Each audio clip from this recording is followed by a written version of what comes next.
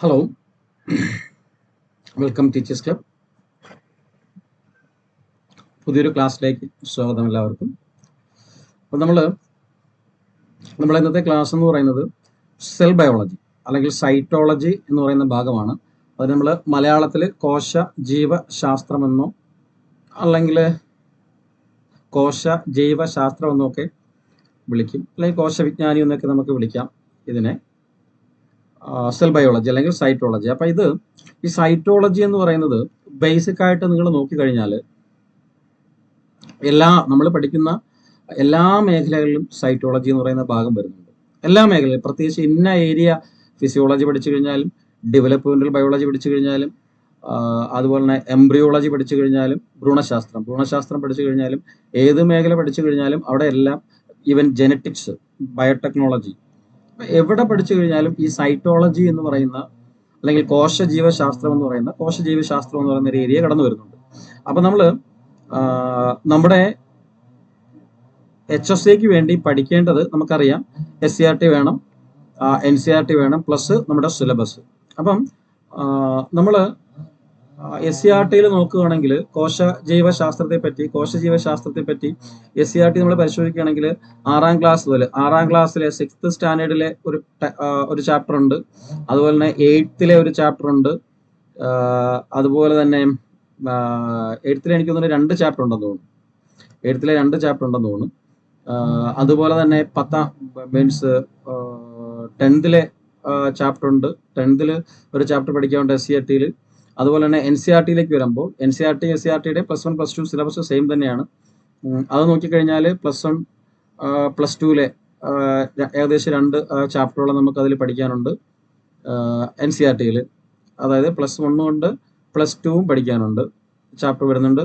അതുപോലെ തന്നെ നമ്മുടെ HSA നാച്ചുറൽ സയൻസിന്റെ മോഡ്യൂൾ നമ്മൾ പരിശോധിക്കുമ്പോഴത്തേക്ക് സെൽ ബയോളജി എന്നുള്ള ലെവലിൽ കാറ്റഗറൈസ് ചെയ്ത് പറയുന്ന മോഡ്യൂൾ 3യിലും നമുക്ക് പഠിക്കാനുണ്ട്. മോഡ്യൂൾ 3യും നമുക്ക് പഠിക്കാനുണ്ട്. അതുപോലെ തന്നെ മോഡ്യൂൾ 7ലും സെൽ ബയോളജി പഠിക്കാനുണ്ട്. അപ്പൊ ഇതെല്ലാം കൂടി ക്ലബ് ചെയ്ത് കമ്പൈൻ ചെയ്തായിരിക്കും നമ്മുടെ ക്ലാസ്സുകൾ വരുന്നത്. ക്ലാസ് ഉള്ളവർക്ക് അറിയാൻ പറ്റും അല്ലേ? കമ്പൈൻ ചെയ്തായിരിക്കും നമ്മൾ പല സബ്ജക്റ്റുകളും പഠിക്കുന്നത്, ആ ഒരു ലെവലിലായിരിക്കും. ഓക്കെ, അപ്പൊ അതില് ക്ലബ് ചെയ്ത് പഠിക്കുന്നതിൽ സെൽ ബയോളജിയുടെ ഫസ്റ്റ് പാർട്ട് എന്ന് പറയുന്നത്, കോശ ജീവശാസ്ത്രത്തിന്റെ ആ ഒരു ഫസ്റ്റ് പാർട്ട് എന്ന് പറയുന്നത് ഇതിന്റെ ഹിസ്റ്ററിയാണ്.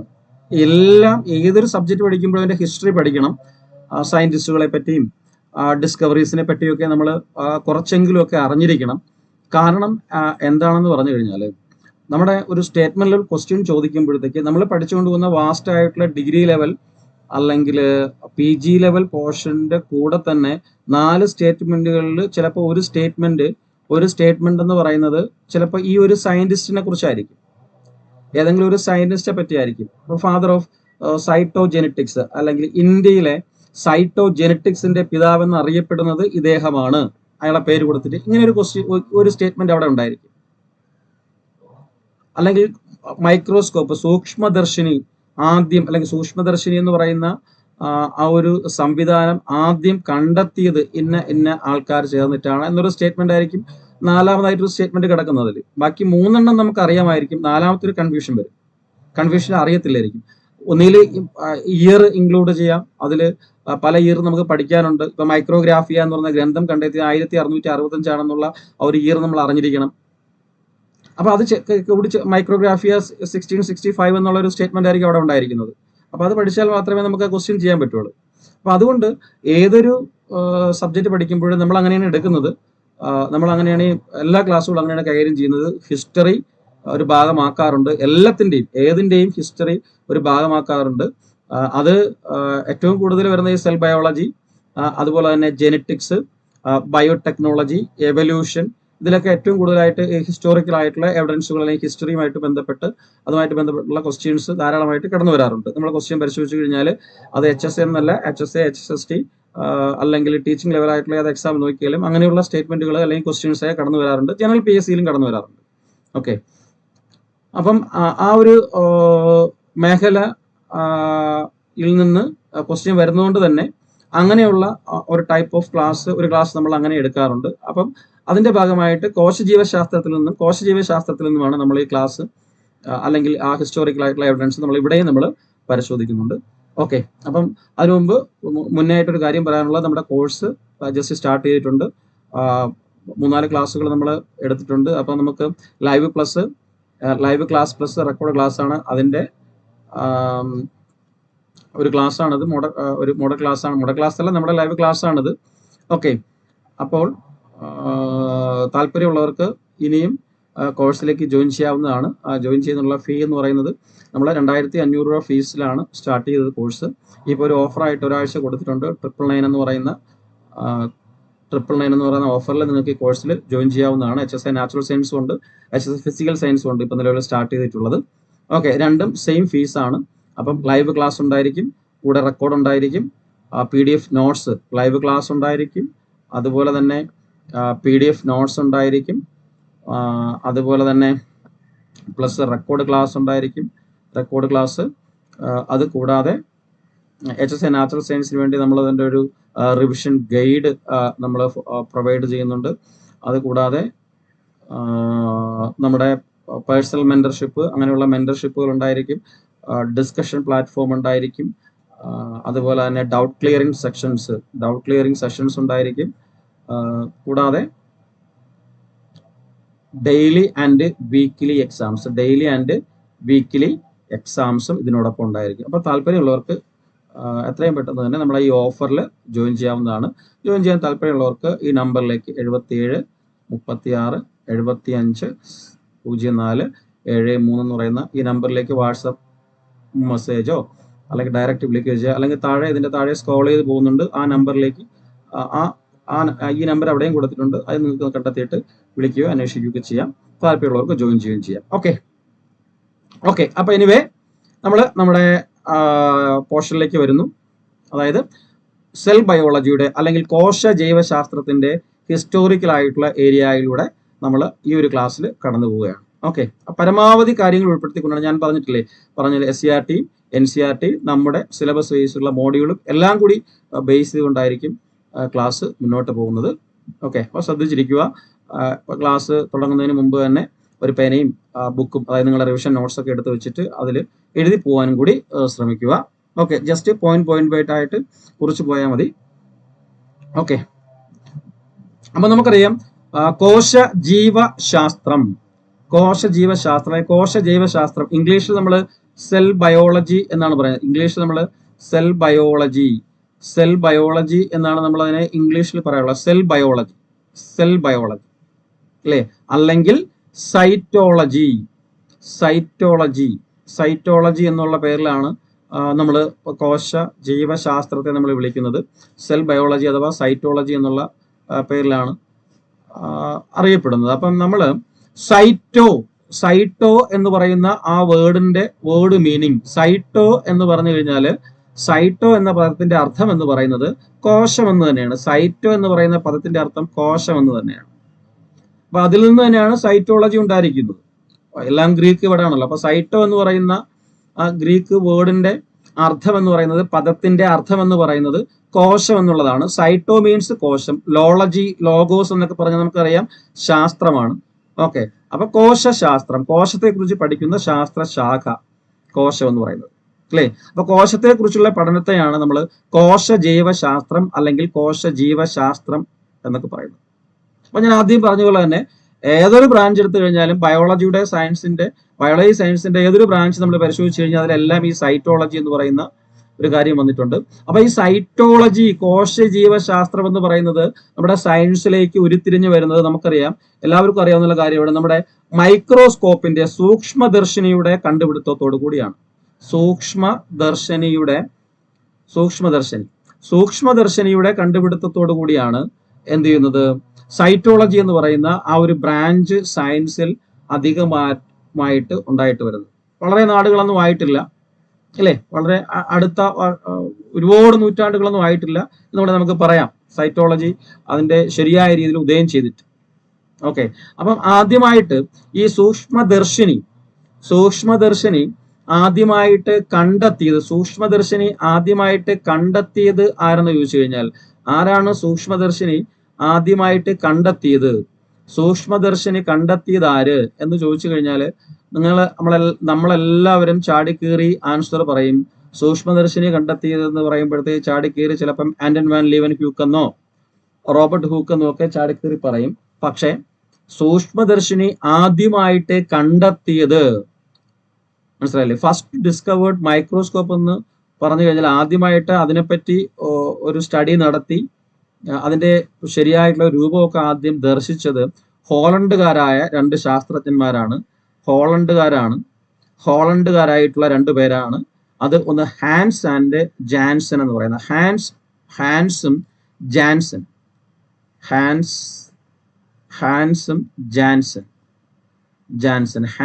ആൻഡ് ജാൻസൺ എന്നോ ഒക്കെ പറയാം. ഓക്കെ, അപ്പൊ ഹാൻസ് ആൻഡ് ജാൻസറും ചേർന്നിട്ടാണ് ഈ സൂക്ഷ്മദർശിനി അഥവാ മൈക്രോസ്കോപ്പ് എന്ന് പറയുന്ന കാര്യം ആദ്യമായിട്ട് കണ്ടെത്തുന്നത്. ഹാൻസ് ആൻഡ് ജാൻസൺ എന്ന് പറയുന്നത്. ഓക്കെ, അതിനുശേഷമാണ് റോബർട്ട് ഹൂക്ക് ഒക്കെ വരുന്നത്. ഓക്കെ, ഈ സൂക്ഷ്മദർശിനി കണ്ടെത്തിയ ശേഷം റോബർട്ട് ഹൂക്കിൻ്റെതായിട്ടുള്ള എന്ത് ചെയ്തു, രീതിയിലുള്ള ഈ ലെൻസുകളൊക്കെ കണ്ടെത്തുക. അത് നമ്മൾ മറ്റൊരു മൈക്രോബയോളജി ക്ലാസ്സിൽ അതിൻ്റെ ഒരു ഹിസ്റ്ററി നമ്മൾ പറഞ്ഞിട്ടുണ്ട്. കണ്ടെത്തുകയും അങ്ങനെ ഈ റോബർട്ട് ഹൂക്ക്, ഓർക്കുക,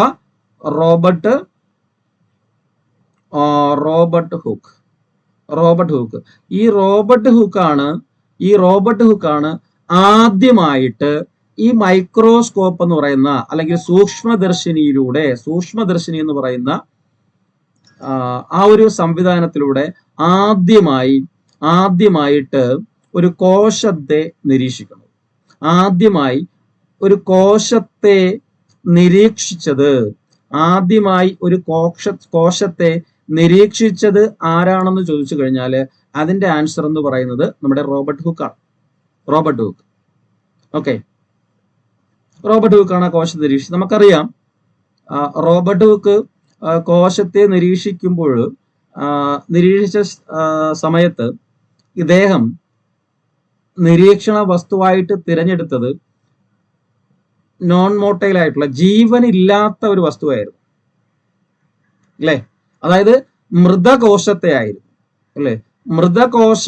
മൃതമായിട്ടുള്ള കോശത്തെയാണ് ഇദ്ദേഹം നിരീക്ഷിച്ചത് അല്ലെങ്കിൽ പഠിച്ചത്. അതായത് ബോട്ടണിക്കാർ നന്നായിട്ട് പഠിച്ചത് മരത്തിന്റെ തൊലിയിലുള്ള എന്താണ്, കോർക്ക് കോശം എന്ന് പറയുന്ന അതിലാണ് എന്ത് ചെയ്യുന്നത്, മരത്തിന്റെ തൊലിയിലുള്ള കോർക്ക് കോശത്തെയാണ് ഇദ്ദേഹം നിരീക്ഷിച്ചത്. അതായത് മൃതമായ കോശത്തെ പഠിച്ചുകൊണ്ടാണ് റോബർട്ട് ഹൂക്ക് ആദ്യമായി കോശത്തെ നിരീക്ഷിക്കുന്നത്. അങ്ങനെ ആ കോർക്ക് കോശത്തെ നിരീക്ഷിച്ചപ്പോഴാണ് അദ്ദേഹത്തിന് കോശത്തെ കാണാൻ പറ്റിയത്. കോശം എന്ന് പറയുന്നത് എന്ത് ചെയ്യുന്നത്, ഏത് രീതിയിൽ കാണപ്പെട്ടു എന്നുള്ളത് ഒരു ചെറിയ കമ്പാർട്ട്മെന്റുകളായിട്ട്, അല്ലേ, ചെറിയ മുറികൾ പോലെ, അല്ലേ, ചെറിയ മുറികൾ പോലുള്ള ഇങ്ങനെയുള്ള ചെറിയ മുറികൾ പോലെ ഇരിക്കുന്ന ഒരു രൂപത്തില്, ചെറിയ ചെറിയ കമ്പാർട്ട്മെന്റുകളായി ഇരിക്കുന്ന രൂപത്തിൽ കോശത്തെ അദ്ദേഹം ഈ കോർക്ക് കോശത്തിൽ നിന്നും അദ്ദേഹത്തിന് നിരീക്ഷിക്കാൻ പറ്റി. ഇങ്ങനെ ഈ രൂപത്തിൽ നിരീക്ഷിക്കാൻ പറ്റി. അങ്ങനെയാണ് സെൽ എന്നുള്ള ആ ഒരു ടേം, സെൽ കോശം എന്നുള്ള ഈ ഒരു ടേമിന്റെ, ഈ ഒരു പദത്തിന്റെ അർത്ഥം എന്ന് പറയുന്നത് അദ്ദേഹം ചെറിയ മുറി എന്ന് പറയുന്ന, അല്ലെ, സ്മോൾ റൂം എന്ന് പറയുന്ന, ഒരു സ്മോൾ കമ്പാർട്ട്മെന്റ് എന്ന് പറയുന്ന ആ ഒരു ലെവലിലേക്ക്, ഒരു ചെറിയ മുറി എന്ന് പറയുന്ന ഒരു അർത്ഥത്തിലേക്ക് വരുന്നത്. അതായത് സെൽ എന്ന് പറയുന്നത് ചെറിയ മുറി എന്നുള്ള അർത്ഥം വെച്ചിട്ട് ആ കോശം എന്നുള്ളതിന്, അതായത് അങ്ങനെ കണ്ടുപിടിച്ചതിന് കോശം എന്നുള്ള പേര്, അതായത് കോശത്തിന് കോശം എന്നുള്ള പേര് കൊടുത്തത്, ആ ചെറിയ മുറി എന്നുള്ള അർത്ഥത്തില് കോശം എന്നുള്ള പേര് കോശത്തിന് കൊടുക്കുന്നത് the term cell, okay, the term cell is coined by the scientist Robert Hooke.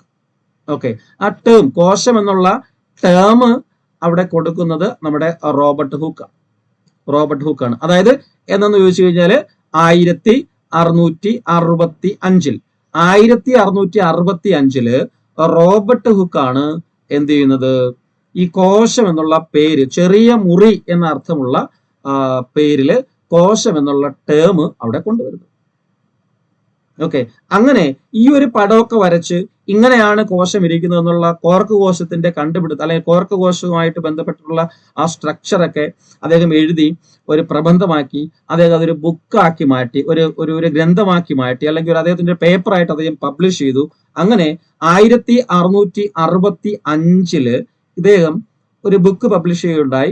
ആ ബുക്കിന്റെ പേരാണ് മൈക്രോഗ്രാഫിയ എന്ന് പറയുന്നത്. മൈക്രോഗ്രാഫിയ എന്ന് പറയുന്ന ഗ്രന്ഥം, അതും 1665 അപ്പം റോബർട്ട് ഹുക്ക് കോശം കണ്ടെത്തുന്നത് 1665 ആ കണ്ടെത്തലുകൾ അദ്ദേഹം രേഖപ്പെടുത്തിയ പുസ്തകമാണ് മൈക്രോഗ്രാഫിയ എന്ന് പറയുന്നത്. അപ്പം ഈ മൈക്രോസ്കോപ്പിന്റെ സൂക്ഷ്മദർശിനിയുടെ കണ്ടുപിടുത്തത്തോടു കൂടിയാണ് ഇങ്ങനെ ഒരു സംവിധാനം വരുന്നത്. അങ്ങനെ ആദ്യമായിട്ട് സൂക്ഷ്മദർശിനി കണ്ടെത്തുന്നത് ഹാൻസും ജാൻസനും കൂടെ ചേർന്നാണ്. എന്നിട്ടും അതിൽ നിന്നും ഉത്തേജനം ഉൾക്കൊണ്ടുകൊണ്ട് റോബർട്ട് ഹുക്ക് ഇത്തരത്തിലുള്ള ഒരു സൂക്ഷ്മദർശിയെ നിർമ്മിക്കുകയും അദ്ദേഹം അതിലൂടെ കോർക്ക് കോശത്തെ നിരീക്ഷിക്കുകയും അത് ചെറിയ മുറികൾ പോലെയുള്ള ഒരു രൂപം കാണപ്പെടുകയും അദ്ദേഹം ആ സംവിധാനങ്ങൾ, അദ്ദേഹത്തിന്റെ കണ്ടെത്തലുകൾ, നിരീക്ഷണ ഫലങ്ങൾ അദ്ദേഹം ഒരു പേപ്പറിൽ രേഖപ്പെടുത്തി അതിനൊരു ബുക്കാക്കി മാറ്റി. അതാണ് മൈക്രോഗ്രാഫിയ എന്ന് പറയുന്നത്. അതും ആ വർഷത്താണ് 1665 തന്നെയാണ്. അപ്പം മൃതമായിട്ടുള്ള കോശത്തിൽ നിന്നാണ്, ജീവനില്ലാത്ത കോശത്തിൽ നിന്നാണ് അദ്ദേഹം എന്ത് ചെയ്യുന്നത്, ആദ്യം ഈ കോശം എന്ന് പറയുന്ന ടേം ഒക്കെ ഉണ്ടാക്കിയെടുക്കുന്നത്. ഓക്കെ, അപ്പൊ മൃതമായ കോശത്തിലാണ് അദ്ദേഹം പഠനം നടത്തിയത്. ഞാൻ പറയാനുള്ള കാരണം അടുത്തൊരു ചോദ്യമായിട്ട് നിങ്ങളോട് ചോദിക്കാം. അതായത് ജീവനുള്ള കോശത്തെ ആദ്യമായി കണ്ടെത്തിയത്, ജീവനുള്ള കോശത്തെ കണ്ടെത്തിയത്, ഓക്കെ, ജീവനുള്ള കോശത്തെ കണ്ടെത്തിയത്, മൃതമായ കോശത്തെ ആദ്യമായിട്ട് കണ്ടെത്തിയത് റോബർട്ട് ഹുക്ക് ആണ്. എന്നാൽ മൃതമായ കോശത്തെ എന്ന് പറയുമ്പോൾ റോബർട്ട് ഹുക്ക് ആണ്. എന്നാൽ ജീവനുള്ള ലൈവിലി ആയിട്ടുള്ള കോശത്തെ കണ്ടെത്തിയത് ആരെന്ന് ചോദിച്ചു കഴിഞ്ഞാൽ അതിന്റെ ഉത്തരം റോബർട്ട് ഹുക്ക് അല്ല. നമുക്കറിയാം, നമ്മൾ ഹിസ്റ്ററി പഠിക്കുമ്പോൾ ജീവനുള്ള കോശത്തെ കണ്ടെത്തുക എന്ന് പറയുമ്പോൾ ആദ്യമായിട്ട് കണ്ടെത്തിയ ജീവനുള്ള കോശം എന്ന് പറയുന്നത് ഒരു ബാക്ടീരിയം സെൽസിനെ ആയിരുന്നു കണ്ടെത്തിയത്. ബാക്ടീരിയകളാണ് കണ്ടെത്തിയത്. ബാക്ടീരിയത്തെ കണ്ടെത്തി. അതുപോലെ തന്നെ നമ്മുടെ രക്തത്തിലുള്ള RBC പരിശോധിച്ച് അതിൽ നിന്ന് കണ്ടെത്തി. അതുപോലെ തന്നെ പുരുഷ ബീജകോശമായിട്ടുള്ള സ്പേം, പുംബീജം എന്നറിയപ്പെടുന്ന, അല്ലെ, പുംബീജം, സ്ത്രീ ബീജമാണെങ്കിൽ അണ്ടം എന്ന് പറയും, എഗ് എന്നൊക്കെ പറയും. പുരുഷ ബീജകോശമാകുമ്പോൾ പുംബീജം, അല്ലെങ്കിൽ നമ്മൾ അതിനെ സെമൻ എന്നൊക്കെ പറയും. സ്പേം എന്ന് പറയുന്ന ആ പുംബീജം. അപ്പൊ ഇതൊക്കെ നിരീക്ഷിച്ചിട്ട്, അപ്പൊ ബാക്ടീരിയ എന്ന് പറയുന്ന cell, RBC red blood corpuscles എന്ന് പറയുന്ന ചുവന്ന രക്താണുക്കൾ എന്ന് പറയുന്ന രക്തകോശങ്ങള്, പുരുഷ ബീജകോശങ്ങളായിട്ടുള്ള പുംബീജം. അപ്പൊ ഇതൊക്കെ ജീവനുള്ള കോശങ്ങളാണ്, മോട്ടൈൽ ആയിട്ടുള്ള കോശങ്ങളാണ്. അപ്പൊ ഇങ്ങനെ ജീവനുള്ള കോശങ്ങളെ നിരീക്ഷിച്ചുകൊണ്ട് ആദ്യമായിട്ട് കോശത്തെ കണ്ടെത്തിയത് ആരെന്ന് ചോദിച്ചു കഴിഞ്ഞാൽ അത് നമ്മുടെ മൈക്രോബയോളജി പഠിക്കുമ്പോൾ നമ്മൾ അദ്ദേഹത്തെ കുറിച്ച് പഠിച്ചിട്ടുണ്ട്. എന്താണ്?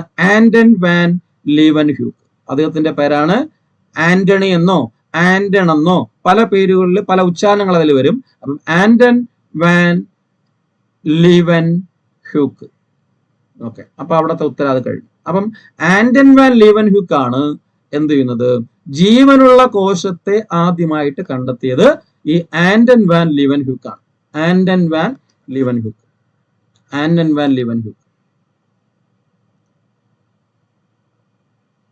ഓക്കെ, അപ്പം ഇവിടെ രണ്ടുപേരുടെ പേരാണ് പഠിച്ചത്. ആദ്യം റോബർട്ട് ഹൂക്ക്, അത് കൂടാതെ നമ്മൾ സൂക്ഷ്മദർശിനി കണ്ടെത്തിയ രണ്ടുപേരുടെ പേര് മുൻകൂട്ടി പഠിച്ചു, ഹാൻസ് ആൻഡ് ജാൻസൺ പഠിച്ചു. അത് കൂടാതെ ഇപ്പൊ നമ്മൾ റോബർട്ട് ഹൂക്കും ആന്റൺ വാൻ ലീവൻഹ്യൂക്കും പഠിച്ചു. അപ്പൊ ഇതിൽ നിന്നും ഒരു കാര്യം നമ്മൾ ഓർക്കാനുള്ളത്, കോശ ജൈവശാസ്ത്രത്തിന്റെ, സെൽ ബയോളജിയുടെ അല്ലെങ്കിൽ കോശ ജീവശാസ്ത്രത്തിന്റെ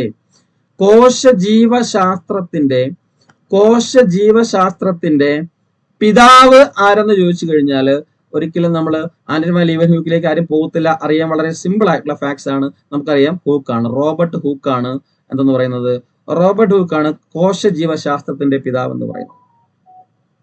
കോശ ജീവശാസ്ത്രത്തിന്റെ പിതാവ് എന്നറിയപ്പെടുന്നത് ആരാണ്? റോബർട്ട് ഹൂക്കാണ്. ഓക്കെ, ഇനി അവിടെ പല പരീക്ഷകളിലും വലിയ വലിയ എക്സാമുകളിലൊക്കെ സെപ്പറേറ്റ് തന്നെ ചോദിച്ചു കാണാറുണ്ട് ഒരു ക്വസ്റ്റ്യൻ ആണ്, കോശ ജീവശാസ്ത്രത്തിന്റെ പിതാവ് വേൾഡ് വൈഡ് ആയിട്ട് അംഗീകരിച്ചിരിക്കുന്നത്, എൻ്റയർലി വേൾഡ് അംഗീകരിച്ചിരിക്കുന്നത് റോബർട്ട് ഹൂക്കാണ്. എന്നാൽ ഇന്ത്യൻ കോശശാസ്ത്രത്തിന്റെ പിതാവ്, ഇന്ത്യൻ കോശശാസ്ത്രത്തിന്റെ പിതാവ്, ഇന്ത്യൻ കോശശാസ്ത്രത്തിന്റെ പിതാവ് എന്നറിയപ്പെടുന്നത്, ഇന്ത്യൻ കോശശാസ്ത്രത്തിന്റെ പിതാവ് ആരെന്ന് ചോദിച്ചു കഴിഞ്ഞാൽ അതിന്റെ ഉത്തരം എന്ന് പറയുന്നത്, നിങ്ങൾ ചുരുക്കെഴുത്തിലൊക്കെ ചിലപ്പോൾ പല ക്വസ്റ്റ്യനിലൊക്കെ കണ്ടിട്ടുണ്ടാവും, AKS എന്ന് AKS എന്ന് പറഞ്ഞു കഴിഞ്ഞാൽ സിമ്പിൾ ആയിട്ട് ഓർത്ത് വെച്ചിരുന്നത് AK ശർമ്മ, ശർമ്മയാണ്,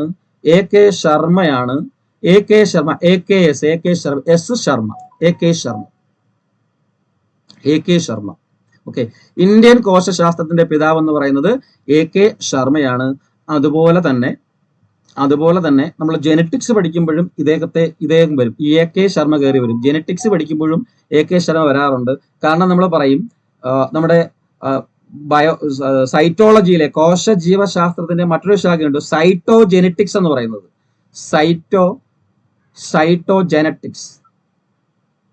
സൈറ്റോജെനറ്റിക്സ് എന്ന് പറയുന്ന ഒരു ഭാഗമുണ്ട്, സൈറ്റോജെനറ്റിക്സ്. ഓക്കെ, ജെനറ്റിക്സുമായിട്ട്, അതായത് സൈറ്റോളജി ജെനറ്റിക്സുമായിട്ട് ചേർന്ന് വരുന്ന ഭാഗം സൈറ്റോജെനറ്റിക്സ് എന്ന് പറയുന്നത്. അപ്പൊ സൈറ്റോജെനറ്റിക്സിനെ കുറിച്ച് പഠിക്കുമ്പോഴത്തേക്ക്, അതായത് ഇന്ത്യൻ സൈറ്റോജെനറ്റിക്സിന്റെ പിതാവ്, ഇന്ത്യൻ സൈറ്റോജെനറ്റിക്സിന്റെ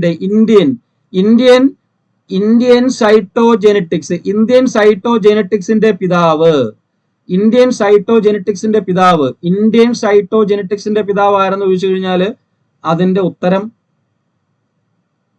എന്ന് പറയുന്നത് ഇദ്ദേഹമാണ്, AKS ആണ്, AK ശർമ്മയാണ്. അപ്പൊ നോക്കിക്കോളണം, ഇന്ത്യൻ കോശശാസ്ത്രത്തിന്റെ പിതാവ് ആരെന്ന് ചോദിച്ചു കഴിഞ്ഞാലും AK ശർമ്മയാണ്, ഇന്ത്യൻ സൈറ്റോജെനറ്റിക്സിന്റെ പിതാവ് ആരെന്ന് ചോദിച്ചു കഴിഞ്ഞാലും AK ശർമ്മയാണ്. ഓക്കെ, ഇന്ത്യൻ സൈറ്റോജെനറ്റിക്സിന്റെ പിതാവ് ആരെന്ന് ചോദിച്ചു കഴിഞ്ഞാലും ഉത്തരം എന്ന് പറയുന്നത് രണ്ടും ഒരാൾ തന്നെയാണെന്നുള്ള കാര്യം ഓർക്കുക, കൺഫ്യൂഷൻ വരരുത്. ഓക്കെ, ഇവിടെ ഒരു കൺഫ്യൂഷൻ വരും നിങ്ങൾക്ക്, അത് ഞാൻ ഇതിന്റെ കൂടെ പറഞ്ഞു പോവാം. ഇവിടെ നിങ്ങൾക്ക് ഒരു കൺഫ്യൂഷൻ വരും, എന്താണെന്ന് ചോദിച്ചു കഴിഞ്ഞാൽ ഇവിടുത്തെ ഒരു കൺഫ്യൂഷൻ എന്ന് വെച്ചാൽ, നമ്മൾ ജെനറ്റിക്സ് പഠിക്കുന്ന സമയത്ത് നമ്മുടെ ഒരാളുടെ പേര് നമുക്കറിയാം, ജെനറ്റിക്സിന്റെ പിതാവ് ഗ്രിഗർ ജൊഹാൻ മെൻഡൽ ആണെന്നുള്ള കാര്യം. അല്ലാതെ നമ്മൾ പഠിക്കും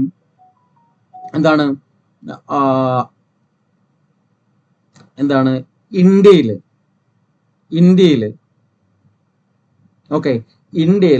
experimental who is the father of Indian experimental genetics?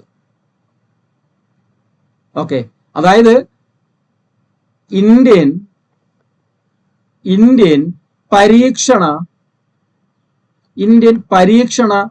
ജനിതക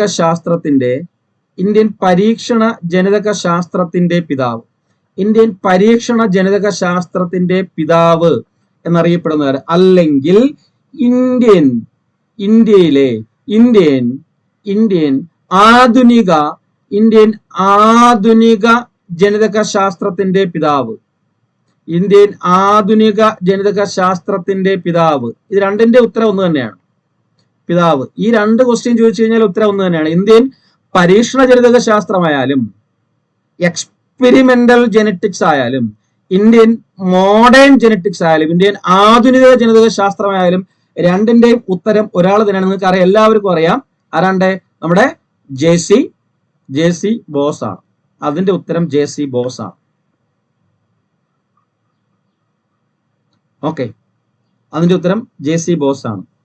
അവിടെ വരുന്നത് ജെ.സി. ബോസ് എന്നുള്ള ഉത്തരമാണ് വരുന്നത്. അതായത് ഇന്ത്യൻ പരീക്ഷണ ജനിതക ശാസ്ത്രത്തിന്റെ പിതാവും ഇന്ത്യൻ ആധുനിക ജനിതക ശാസ്ത്രത്തിന്റെ പിതാവ് എന്ന് പറയുന്നതും രണ്ടും ഒരാൾ തന്നെയാണ്.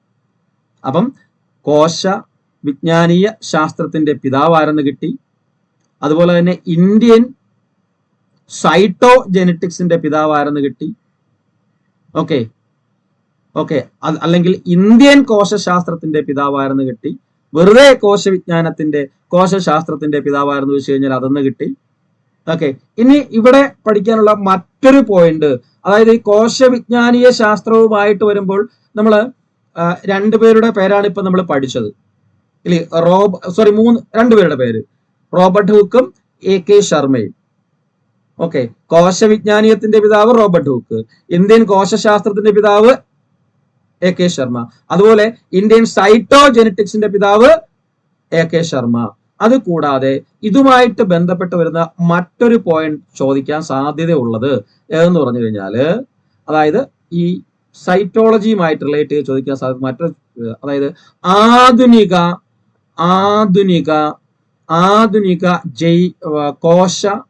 കോശ ജീവശാസ്ത്രത്തിന്റെ പിതാവ്, ആധുനിക കോശ ജീവശാസ്ത്രത്തിന്റെ പിതാവ്. ഓക്കേടെ, മനസ്സിലായെന്ന് കരുതുന്നു. ആധുനിക കോശ ജീവശാസ്ത്രത്തിന്റെ പിതാവ് ആരെന്ന് ചോദിച്ചു കഴിഞ്ഞാൽ അതിന് ഒരേ ഒരു ഉത്തരേ ഉള്ളൂ.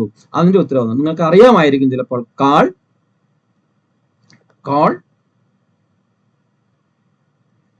പി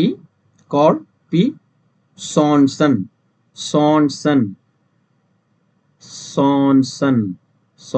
അതായത് കാൾ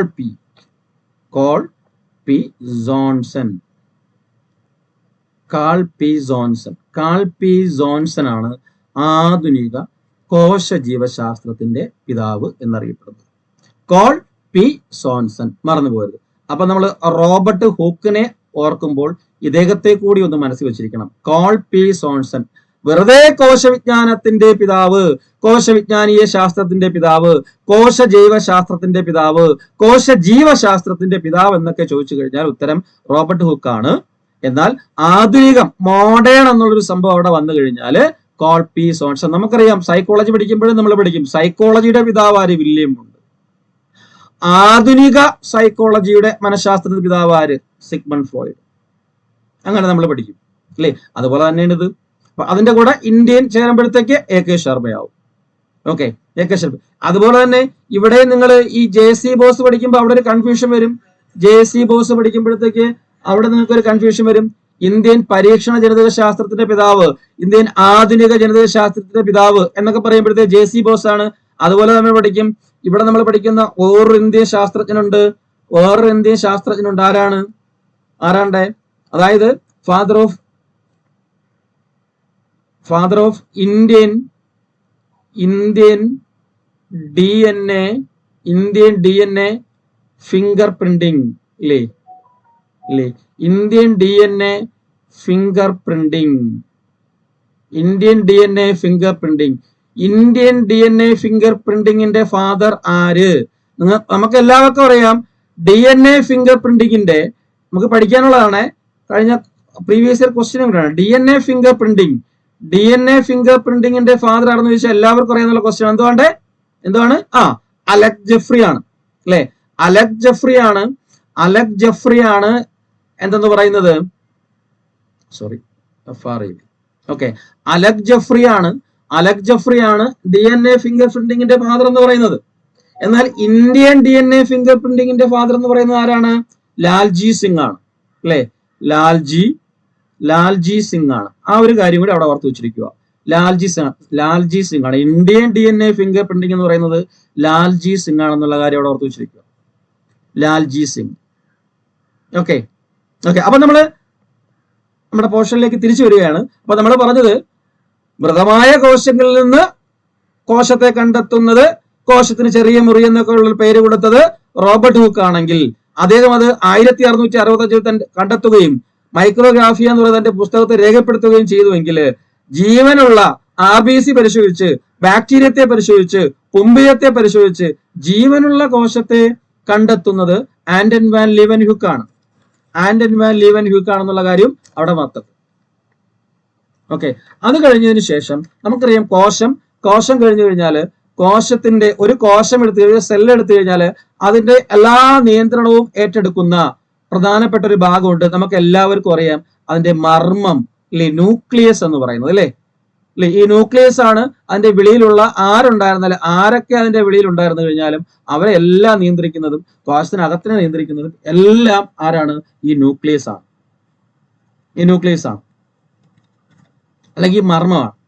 അങ്ങനെ ആ കോശത്തിന്റെ എല്ലാ ധർമ്മങ്ങളും നിയന്ത്രിക്കുന്ന ആ കോശമർമ്മം, അടുത്ത ആളെ കുറിച്ച് പഠിക്കാൻ പോവുകയാണ്. ആ കോശമർമ്മം കണ്ടെത്തിയത്, കോശമർമ്മം ആദ്യമായിട്ട് കണ്ടെത്തിയത് നമുക്കറിയാം ആരാണ്? അതും ഒരു റോബർട്ട് തന്നെയാണ്. അദ്ദേഹത്തിന്റെ പേര് റോബർട്ട് ഹുക്ക് അല്ല, റോബർട്ട് ബ്രൗൺ ആണ്. ആരാണ്? റോബർട്ട് ബ്രൗൺ ആണ് കോശമർമ്മത്തെ ആദ്യമായിട്ട് കണ്ടെത്തുന്നത്. അതെന്താണെന്ന് ചോദിച്ചു കഴിഞ്ഞാൽ 1831 1831 കോശമർമ്മം ആദ്യമായിട്ട് കണ്ടെത്തുന്നത്. കോശത്തിന്റെ ഡേറ്റ്, കോശമർമ്മത്തിന്റെ ഡേറ്റ് ഒക്കെ വളരെ ഇമ്പോർട്ടന്റ് ആണ്. സെൽ ബയോളജി പഠിക്കുമ്പോൾ അതിന്റെ ഹിസ്റ്ററിയുടെ കൂടെ ഡേറ്റും വളരെ ഇമ്പോർട്ടന്റ് ആയിട്ടുള്ള ഒരു കാര്യമാണെന്നുള്ളത് ഓർക്കുക. അപ്പൊ കോശമർമ്മം ആദ്യമായിട്ട് കണ്ടെത്തുന്നത് റോബർട്ട് ബ്രൗൺ 1831. ഇനി കോശമർമ്മം, ന്യൂക്ലിയസ്, ന്യൂക്ലിയസ്, മർമ്മം എന്ന് പറയുന്ന ഒരു ടേം, ദ ടേം ന്യൂക്ലിയസ്, അല്ലെ? കോശമർമ്മം എന്ന് പറയുന്ന വാക്ക്, വേർഡ്, പദം ആദ്യമായിട്ട് ഉപയോഗിക്കുന്നതും ആദ്യമായിട്ട് കൊണ്ടുവരുന്നതും ഈ റോബർട്ട് ബ്രൗൺ തന്നെയാണ്. അങ്ങനെ ചോദിച്ചു കഴിഞ്ഞാൽ ഉത്തരം അത് തന്നെയാണ്. ഓക്കെ, അങ്ങനെ കോശമർമ്മത്തെ കുറിച്ച് ഇദ്ദേഹം കണ്ടെത്തി, അദ്ദേഹം പറഞ്ഞു, റോബർട്ട് ബ്രൗൺ 1831. അതിനുശേഷം ഏകദേശം ഒരു 7 വർഷങ്ങളുടെ കഴിഞ്ഞിട്ട് പുതിയൊരാൾ വരും. അതായത് 1838 സസ്യങ്ങളുടെ ഇടയിൽ, സസ്യങ്ങളെ കുറിച്ച് പഠനം നടത്തിക്കൊണ്ട്, സസ്യങ്ങളെ പഠന വിധേയമാക്കിക്കൊണ്ട് പുതിയൊരു സയന്റിസ്റ്റ് ഉദയം ചെയ്യുന്നു. അദ്ദേഹത്തിന്റെ പേരാണ് എം ജെ ഷ്ലീഡൻ, അല്ലെ? എം ജെ ഷ്ലീഡൻ എന്ന് പറയും. എം ജെ മത്യാസ് ഷ്ലീഡൻ എന്ന് പറയും. എം ജെ ഷ്ലീഡൻ, അല്ലെ? അപ്പൊ ഈ എം ജെ ഷ്ലീഡന്റെ പ്രിഫറൻസ് ഇവിടെ എന്താണ്? അദ്ദേഹം നിരീക്ഷിച്ചത് സസ്യങ്ങളെയാണ് പഠനവിധേയമാക്കിയത്. അതുകൊണ്ട് തന്നെ ഇദ്ദേഹത്തെ കുറിച്ച് പറയുമ്പോൾ നമ്മൾ പറയുന്നത് കോശം കണ്ടെത്തി എന്നുള്ളതല്ല, സസ്യകോശം ആദ്യമായിട്ട് കണ്ടെത്തിയത്. സസ്യകോശം ആദ്യമായി കണ്ടെത്തിയത് സസ്യകോശം ആദ്യമായി കണ്ടെത്തിയത് എന്ന് ചോദിച്ചു കഴിഞ്ഞാൽ ആരാണ്? അപ്പൊ നിങ്ങൾ ചോദിക്കും, നേരത്തെ റോബർട്ട് ഹുക്ക് സസ്യത്തെ അല്ലേ പഠനവിധേയമാക്കിയത്? അദ്ദേഹത്തിന്റെ കോർക്ക് നല്ല കണ്ടെത്തിയ അദ്ദേഹം കോശം എന്നുള്ളൊരു കാര്യം അവിടെ പറഞ്ഞോളായിരുന്നു. സസ്യകോശമെന്നോ ജന്തുകോശമെന്നോ സ്പെസിഫൈ ചെയ്തുള്ള കാര്യം അവിടെ സംസാരിച്ചിട്ടില്ല. കോശം ഇങ്ങനെ ഇരിക്കുന്നു, ചെറിയ മുറികൾ പോലെ ഉണ്ട്, അത്രേ ഉള്ളൂ അദ്ദേഹത്തിന്റെ കണ്ടെത്തൽ. ഓക്കെ, അതുകൊണ്ടാണ് അവിടെ അത് സൂചിപ്പിക്കാത്തത്. അപ്പൊ ഇവിടെ സസ്യകോശം ആദ്യമായിട്ട് കണ്ടെത്തിയെന്ന് ചോദിച്ചു കഴിഞ്ഞാൽ, കണ്ടെത്തിയത് ആരെന്ന് ചോദിച്ചു കഴിഞ്ഞാൽ അത് എം ജെ ഷ്ലീഡൻ ആണ്. സസ്യകോശം കണ്ടെത്തിയത് എന്ന് പറഞ്ഞു കഴിഞ്ഞാൽ സസ്യങ്ങളുടെ ശരീരം നിർമ്മിച്ചിരിക്കുന്നത് എന്താണ്? കോശങ്ങൾ കൊണ്ടാണ് എന്നുള്ളൊരു സ്റ്റേറ്റ്മെന്റ് കൊണ്ടുവരുന്നത് ആരാണ്? എം ജെ ഷ്ലീഡൻ ആണ്. മനസ്സിലായല്ലേ? എന്നിട്ട് അദ്ദേഹം പറഞ്ഞു, ഈ സസ്യ കോശങ്ങൾ കൂടി ചേർന്ന് നമുക്കറിയാം സസ്യകലകൾ ഉണ്ടാകുന്നു, അല്ലെ? സസ്യകോശങ്ങൾ കൂടി ചേർന്നിട്ടാണ് സസ്യകലകൾ ഉണ്ടാകുന്നത് എന്നൊക്കെ അദ്ദേഹം പറയുകയുണ്ടായി. ആര്? എം ജെ ഷ്ലീഡൻ പറയുകയുണ്ടായി. 1838 ഇങ്ങനെ പറഞ്ഞു. അതായത് സസ്യകലകൾ എന്ന് പറയാൻ നമുക്ക് പഠിക്കാനുള്ളതാണ്. അനാറ്റമിയിൽ സ്ക്ലീറൻകൈമയും പാരൻകൈമയും എയറൻകൈമയും സൈലവും ഫ്ലോയവും, അല്ലെ? അങ്ങനെ പോകുന്ന ക്ലോറൻകൈമ, അങ്ങനെ പോകുന്ന സസ്യകലകൾ, സംവഹന കലകൾ എന്ന് പറയുമ്പോഴത്തേക്ക് നമ്മുടെ സൈലവും ഫ്ലോയും, ട്രാൻസ്പോർട്ടേഷൻ നടത്തുന്ന കലകൾ. അപ്പൊ ഇത്തരത്തിലുള്ള കാര്യങ്ങൾ ആദ്യം ഡിസ്കസ് ചെയ്ത് എം ജെ ഷ്ലീഡനാണ്. അങ്ങനെ 1838 എം ജെ ഷ്ലീഡൻ ഈ സസ്യകോശങ്ങൾ ആദ്യമായി കണ്ടെത്തുന്നു. തൊട്ടടുത്ത വർഷം, ഒരു വർഷം കൂടെ കഴിഞ്ഞ് തൊട്ടടുത്ത വർഷം 1839 പുതിയ ഒരു സയന്റിസ്റ്റ് ഉദയം ചെയ്യുന്നു. ഇദ്ദേഹത്തിന്റെ അനുയായിയൊക്കെ തന്നെയാണ്. അദ്ദേഹത്തിന്റെ പേരാണ് തിയോഡർ ഷോൺ. അദ്ദേഹത്തിന്റെ പേരാണ് തിയോഡർ ഷോൺ, മറന്നുപോകരുത്, തിയോഡർ ഷോൺ. അപ്പൊ ഇദ്ദേഹം വന്നിട്ട് രണ്ടുപേരെയും പഠന വിധേയമാക്കി. കാരണം ഷ്ലീഡൻ സസ്യത്തെ മാത്രമാണ്, ഉള്ളി പ്ലാന്റ്സ് മാത്രമാണ് ഷ്ലീഡന്റെ കാര്യം. തിയോഡർ ഷോൺ വന്നിട്ട് രണ്ടുപേരെയും പഠനത്തിന് വിധേയമാക്കി. സസ്യങ്ങളെയും പഠനത്തിന് വിധേയമാക്കി, അതുപോലെ തന്നെ ജന്തുക്കളെയും പഠനത്തിന് വിധേയമാക്കി. സസ്യങ്ങളെയും ജന്തുക്കളെയും പഠന വിധേയമാക്കി. അതിന് ഇദ്ദേഹം സമർത്ഥിച്ച, കൊണ്ടുവന്ന അദ്ദേഹത്തിന്റെ പോസ്റ്റ്ലേറ്റ്സുകൾ എന്ന് പറയുന്നത് ഇത്രയുമായിരുന്നു. എന്താണ്? സസ്യങ്ങളുടെ ശരീരം കോശങ്ങളാൽ നിർമ്മിതമാണെന്ന് നമ്മൾ പറഞ്ഞു. ആ കോശങ്ങളിൽ തന്നെ കട്ടിയുള്ള കോശഭിത്തി കൊണ്ടാണ് നിർമ്മിച്ചിരിക്കുന്നത്. തിയോഡർ ഷോന്റെ കണ്ടെത്തലാണ്. എന്താണ്? സസ്യത്തിന്റെ അല്ലെങ്കിൽ സസ്യകോശങ്ങൾ അല്ലെങ്കിൽ സസ്യത്തിന്റെ കോശങ്ങൾ കട്ടിയുള്ള കോശഭിത്തി, സെൽ വാള് അല്ലെ, കട്ടിയുള്ള കോശഭിത്തി കൊണ്ടാണ് നിർമ്മിച്ചിരിക്കുന്നത്.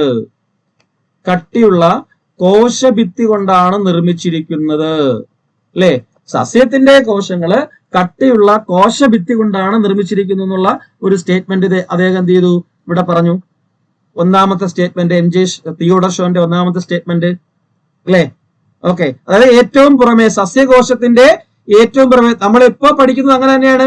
സസ്യകോശത്തെ ജന്തുകോശത്തെ നമ്മൾ തിരിച്ചറിയുന്നത് അങ്ങനെയാണ്. സസ്യകോശത്തെ കുറിച്ച് പഠിക്കുമ്പോൾ സസ്യകോശത്തിന് എന്തുണ്ട്? സസ്യകോശം നല്ല കട്ടിയുള്ള കോശഭിത്തി ഉണ്ട്. ഇങ്ങനെയാണ് നമ്മൾ സസ്യകോശം വരയ്ക്കുമ്പോൾ നമ്മൾ വരയ്ക്കുന്നത് അല്ലെ, ഇങ്ങനെ അല്ലെ, കട്ടിയുള്ള കോശഭിത്തി, ഇങ്ങനെയുള്ള ഈ കോശഭിത്തി ഉണ്ട്. എന്നാൽ ജന്തുകോശം വരയ്ക്കുമ്പോൾ ജസ്റ്റ് ഇങ്ങനെ വരയ്ക്കത്തേ ഉള്ളൂ. ജന്തുകോശത്തിന് കോശഭിത്തി ഇല്ല. അപ്പൊ സസ്യകോശങ്ങൾ കട്ടിയുള്ള കോശഭിത്തി കൊണ്ടാണ് നിർമ്മിക്കപ്പെട്ടിരിക്കുന്നത്. കോശഭിത്തി ഉണ്ട്, സസ്യകോശത്തിന് കട്ടിയുള്ള കോശഭിത്തി ഉണ്ട്. ഈ ഒരു രീതിയിലാണ് നമ്മൾ സസ്യകോശത്തെ വരയ്ക്കുന്നത്. അതാണ് കോശഭിത്തി എന്ന് പറയുന്നത്. അതുപോലെ തന്നെ രണ്ടാമതായിട്ട് അദ്ദേഹം പറഞ്ഞ കാര്യം എന്ന് പറഞ്ഞു കഴിഞ്ഞാൽ, രണ്ടാമത് പറഞ്ഞു, ഈ അതായത് രണ്ടുപേരെയും പഠന വിധേയമാക്കി, സസ്യകോശത്തെയും പഠന വിധേയമാക്കി, ജന്തുകോശത്തെയും പഠന വിധേയമാക്കി. അതായത് ജന്തുകോശം എടുത്താൽ ഏറ്റവും പുറമെ എന്താണ്? ജന്തുകോശത്തിൽ ഏറ്റവും പുറമെ എന്തുണ്ട്? ഏറ്റവും പുറമെ നേർത്ത പാട പോലുള്ള ഒരു ആവരണം കാണപ്പെടുന്നു. ഏറ്റവും പുറമെ നേർത്ത പാട പോലുള്ള ആവരണം കാണപ്പെടുന്നു. ഓക്കെ, നേർത്ത പാട പോലുള്ള ആവരണം കാണുന്നു എന്ന് പറഞ്ഞു. ഓക്കെ, അതായത് സസ്യകോശത്തിനാണെങ്കിൽ കട്ടിയുള്ള ഒരു കോശഭിത്തി ഉണ്ടെന്ന് അദ്ദേഹം സമർത്ഥിച്ചു. അതുകൂടാതെ അദ്ദേഹം പറഞ്ഞത് ഇങ്ങനെയാണ്: ജന്തുകോശം എടുത്തു കഴിഞ്ഞാല് ഇതുപോലെയുള്ള ഒരു നേർത്ത ഒരു സ്ഥലം, ഇങ്ങനെ ഒരു സ്ഥലം മാത്രമേ, ഒരു നേർത്ത ഇങ്ങനെ ഒരു സ്ഥലം മാത്രമേ അവിടെ ഉള്ളൂ. അതിന്റെ പുറമേയുള്ള കോശഭിത്തി ഇല്ല. ഒരു പാട പോലുള്ള ഒരു സ്ഥലം, ഒരു ആവരണം അവിടെ കാണപ്പെടുന്നു. ഈ ആവരണത്തിന് അദ്ദേഹം ഒരു പേര് കൊടുത്തു. അദ്ദേഹം കൊടുത്ത പേരാണ്, ഈ ആവരണത്തിന് അദ്ദേഹം ഒരു പേര് കൊടുത്തു. ആ ആവരണത്തിന് അദ്ദേഹം കൊടുത്ത പേരാണ് എന്തെന്ന് പറയുന്നത്? Plasma membrane, plasma സ്തരം.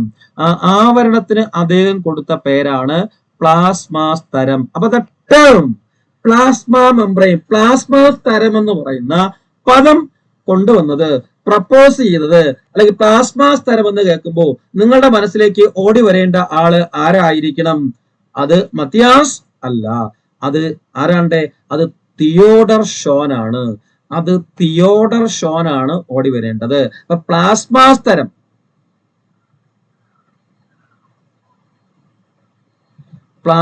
സ്തരം, തിയോഡർ ഷോൻ. അപ്പൊ ഇതിൽ നിന്നും നമുക്ക് മനസ്സിലാക്കാൻ പറ്റുന്നത് എന്താണ്? അപ്പൊ നോക്കിയോ, അദ്ദേഹം സസ്യകോശത്തെയും പഠനവിധേയമാക്കി, ജന്തുകോശത്തെയും പഠനവിധേയമാക്കി. നമ്മൾ പഠിക്കും, സിമ്പിളായിട്ട് നമ്മൾ പഠിക്കും. സസ്യകോശം കണ്ടെത്തിയത് മത്തിയാസ് ഷ്ലീഡൻ, ജന്തുകോശം കണ്ടെത്തിയത് ആരാണ്? അത് തിയോഡർ ഷോൻ ആണ്. അപ്പൊ ഇവിടെ അടുത്തൊരു ക്വസ്റ്റ്യൻ കൂടെ നമുക്ക് ഓർത്ത് വെക്കാം. ഇതാണ്, അപ്പൊ ഇതിന്റെ ഭാഗമായിട്ട് അദ്ദേഹം ജന്തുകോശത്തെ നന്നായിട്ട് പഠനവിധേയമാക്കി. അപ്പൊ ജന്തുകോശം കണ്ടെത്തിയത് ജന്തുകോശം കണ്ടെത്തിയത് ആരെന്ന് ചോദിച്ചു കഴിഞ്ഞാലും ആര് തന്നെയാണ്? അത് ഷോൺ ആണ്. അത് തിയോഡർ ഷോൺ ആണ്. ജന്തുകോശം. അപ്പൊ സസ്യകോശം കണ്ടെത്തിയത് ഷ്ലീഡനാണ്. ജന്തുകോശം ഷോൺ അങ്ങനെ ഓർത്ത് വെച്ചിരുന്നാൽ മതി.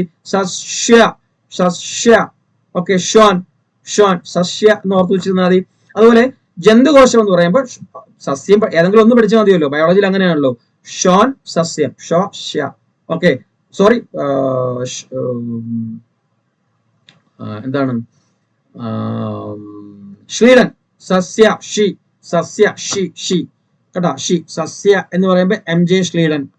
ഷോൺ എന്ന് പറയുമ്പോൾ ഷ്വോളജി എന്നൊക്കെ നമ്മൾ സുവോളജി എന്ന് പറയത്തില്ലേ, ഷോൺ അത് ജന്തുകോശം. അപ്പം ആ രണ്ട് പോസ്റ്റേഴ്സുകൾ ഒന്നായിരുന്നു ഓർത്ത് വെച്ചിരിക്കുക. രണ്ട് കേസ്, ഒന്ന് 1838 സസ്യകോശം കണ്ടെത്തുന്നത് ആദ്യമായിട്ട് MJ ഷ്ലീഡൻ. 39 ജന്തുകോശം കണ്ടെത്തുന്നു തിയോഡർ ഷോൺ.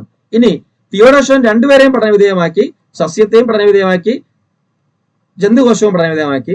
അങ്ങനെ അദ്ദേഹം പറഞ്ഞത് എന്താണ്? സസ്യകോശങ്ങൾ കട്ടിയുള്ള കോശഭിത്തി കൊണ്ടാണ് നിർമ്മിച്ചിരിക്കുന്നത്. പറഞ്ഞത് ആര് എന്ന് ചോദിക്കാം. അല്ലെങ്കിൽ ജന്തുകോശത്തിൽ ഏറ്റവും പുറമെ നേർത്ത പാട പോലുള്ള ഒരു ആവരണം കാണപ്പെടുന്നുണ്ട്. ഈ ആവരണത്തെ പ്ലാസ്മ സ്തരം എന്ന് വിളിച്ചു തിയോഡർ ഷോൺ എന്നൊരു സ്റ്റേറ്റ്മെന്റ് കണ്ടു കഴിഞ്ഞാൽ എഴുതാൻ പറ്റും. അപ്പൊ പ്ലാസ്മ സ്തരം എന്ന് പറയുന്ന ടേം കൊണ്ടുവരുന്നത് നമ്മുടെ തിയോഡർ ഷോൺ ആണെന്നുള്ള കാര്യം അവിടെ ഓർക്കുക. ഓക്കെ. ഇനി ഈ പ്ലാസ്മ സ്തരം കണ്ടെത്തിയപ്പോൾ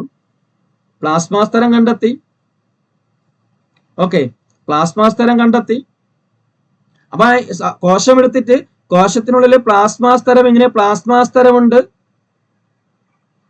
മർമ്മമുണ്ട് നമ്മൾ പറഞ്ഞ് റോബർട്ട് ബ്രൗൺ 131.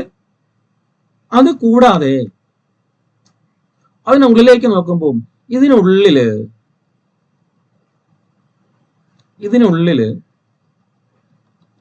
ഇങ്ങനെ ദ്രവ സദൃശ്യമായിട്ടുള്ള അല്ലേ ഒരു മീഡിയ,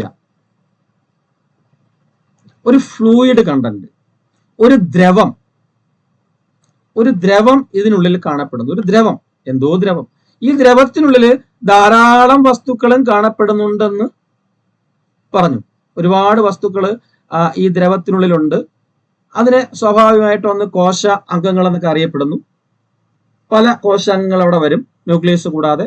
മൈറ്റോകോൺട്രിയയും ഗോൾഗി ബോഡീസും എൻഡോപ്ലാസ്മിക് റെട്ടിക്കുലം അങ്ങനെ എല്ലാം ഉണ്ട്. ഓക്കെ, ഇതൊക്കെ കണ്ടെത്തി. അപ്പൊ ഇതെല്ലാം നിമഗ്നമായി കിടക്കുന്നത് ഈ പ്ലാസ്മ സ്തരത്തിനുള്ളില് ഇത്തരത്തിലുള്ള കോശാംഗങ്ങൾ, ഈ കാണപ്പെടുന്ന സെൽ ഓർഗനൽസ്, കോശാംഗങ്ങൾ ആരൊക്കെ ആയിക്കോട്ടെ, ആ കോശാംഗങ്ങൾ, അതിനെപ്പറ്റി പിന്നെ നമ്മൾ പഠിക്കും.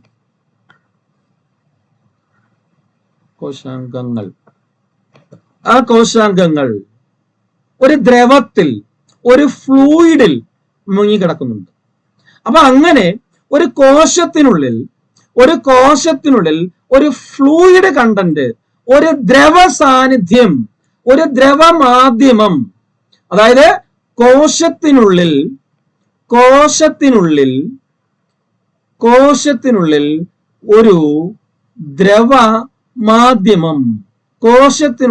ഒരു ദ്രവ മാധ്യമം, ആദ്യമായിട്ട് ഉണ്ടെന്ന് പറഞ്ഞത്, ആദ്യമായി കണ്ടെത്തി എന്ന് വേണമെങ്കിൽ പറയാം.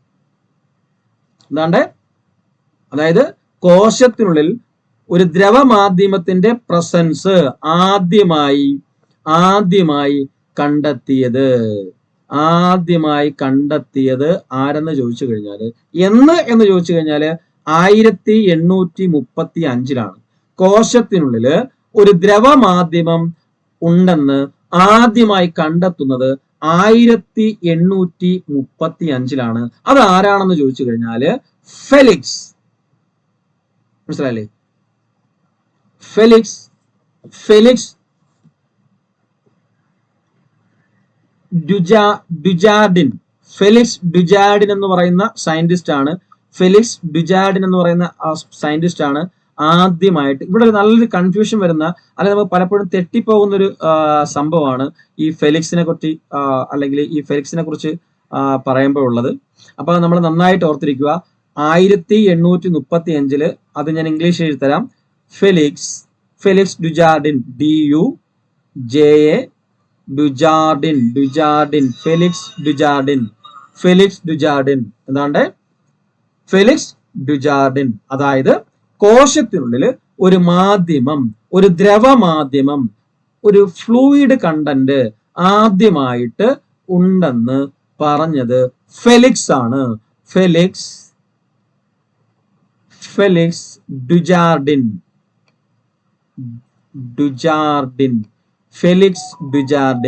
ഫെലിക്സ് ഡുജാർഡിൻ ആണ് അങ്ങനെ പറഞ്ഞത്. എന്ത് പറഞ്ഞത്? കോശത്തിനുള്ളില് കോശാംഗങ്ങൾ മുങ്ങിക്കിടക്കുന്നത് ഒരു ദ്രവമാധ്യമത്തിലാണ്, അല്ലെങ്കിൽ അതിന്റെ അങ്ങനെ ഒരു കണ്ടന്റ് അവിടെ ഉണ്ട് എന്ന് ആദ്യമായിട്ട് പറയുന്നത് ഈ ഫെലിക്സ് ഡുജാർഡിനാണ്. ഓക്കെ, അദ്ദേഹത്തിന് അതിന്റെ പേര് എന്താണ് അങ്ങനെയുള്ള ഒരു കാര്യങ്ങളൊന്നും പറയാൻ പറ്റിയില്ല. ഒരു ലിക്വിഡ് കണ്ടന്റ് അവിടെ ഉണ്ട്, ഒരു ഫ്ലൂയിഡ് കണ്ടന്റ് കോശത്തിലുണ്ട് എന്ന് ആദ്യമായിട്ട് കണ്ടെത്തിയത് 1835 ഫെലിക്സ് ഡുജാർഡിൻ ആണ്. ഫെലിക്സ് ഡുജാർഡിൻ. അത് കഴിഞ്ഞതിന് ശേഷം ഏകദേശം ഒരു 5 വർഷം, 1835 ഫെലിക്സ് വരുന്നത്.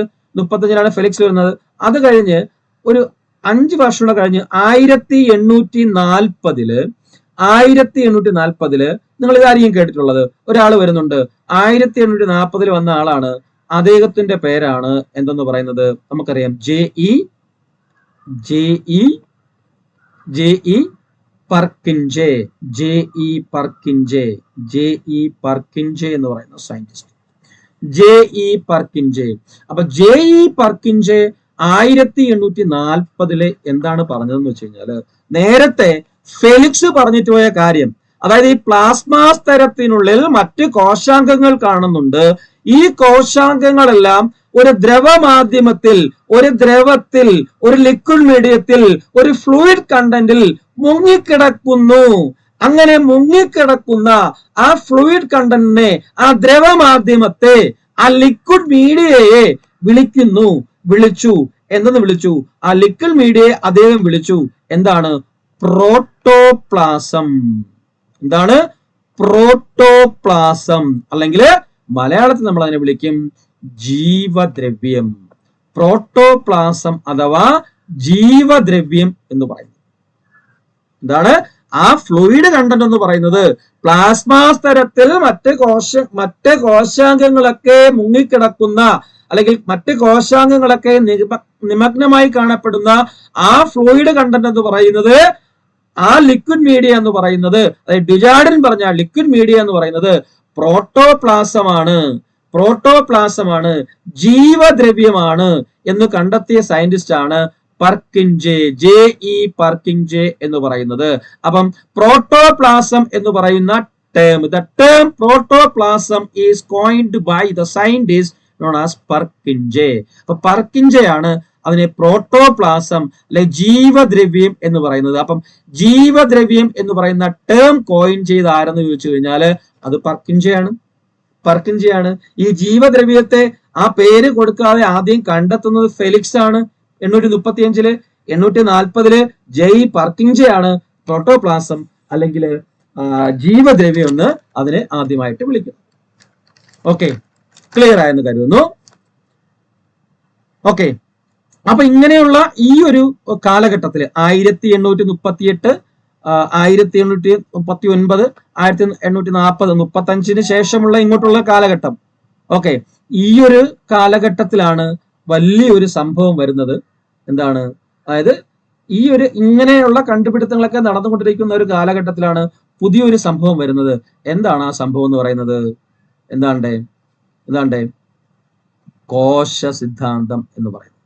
എന്താണ് കോശ സിദ്ധാന്തം എന്ന് പറയുന്നത്? ഓക്കെ, കോശ സിദ്ധാന്തം എന്ന് പറയുന്നത്. ഓക്കെ, സെൽ തിയറി എന്ന് പറയുന്നത് കോശ സിദ്ധാന്തം രൂപീകരിക്കുന്നു. അതായത് 1838, 39 കാലഘട്ടത്തിൽ തന്നെയാണ്. ഈ സമയത്ത് തന്നെയാണല്ലോ 35-ലും 36-ലും 37-ലും 38-ലും 39-ലൊക്കെ തന്നെയാണ് നമ്മൾ മുകളിൽ പറഞ്ഞ കാര്യങ്ങളെല്ലാം നടക്കുന്നത്.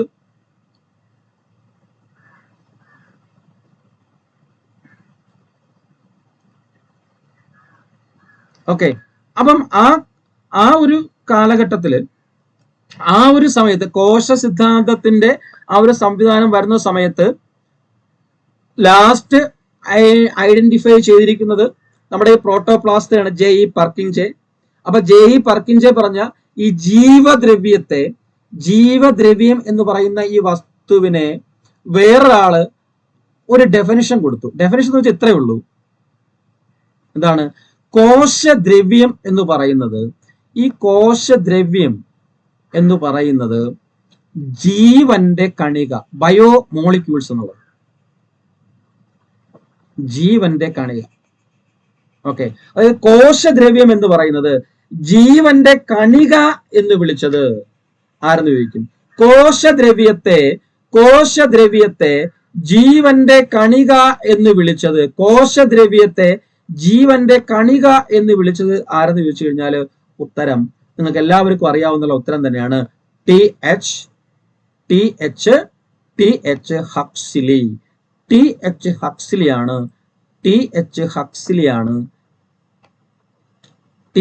ഹക്സ്ലിയാണ് എന്ത് ചെയ്തത്?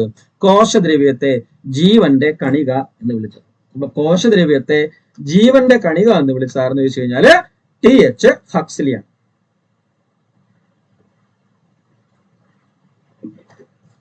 അപ്പം കോശദ്രവ്യം എന്ന് പറയുന്ന, പ്രോട്ടോപ്ലാസം എന്ന് പറയുന്ന ടേം കൊണ്ടുവന്നത് ആരാണ്? പർക്കിൻജെ ആണ്. പക്ഷെ അതിനെ ജീവന്റെ കണിക എന്ന് വിളിച്ചത് T.H. ഹക്സ്ലിയാണ്. ഇനി നമുക്ക് തിരിച്ച് കോശ സിദ്ധാന്തത്തിലേക്ക് വരാം. അപ്പൊ ഈ കോശ സിദ്ധാന്തം എന്ന് പറയുന്ന ആ ഒരു തിയറി ആവിഷ്കരിക്കുന്നത് രണ്ടു പേര് ചേർന്നിട്ടാണ്. കോശ സിദ്ധാന്തം, സെൽ തിയറി എന്ന് പറയുന്നത് ആവിഷ്കരിക്കുന്നത് രണ്ടു പേരാണ്. മറന്നു പോകരുത്. ആരൊക്കെ ചേർന്നിട്ടാണ് കോശ സിദ്ധാന്തം കൊണ്ടുവരുന്നത്?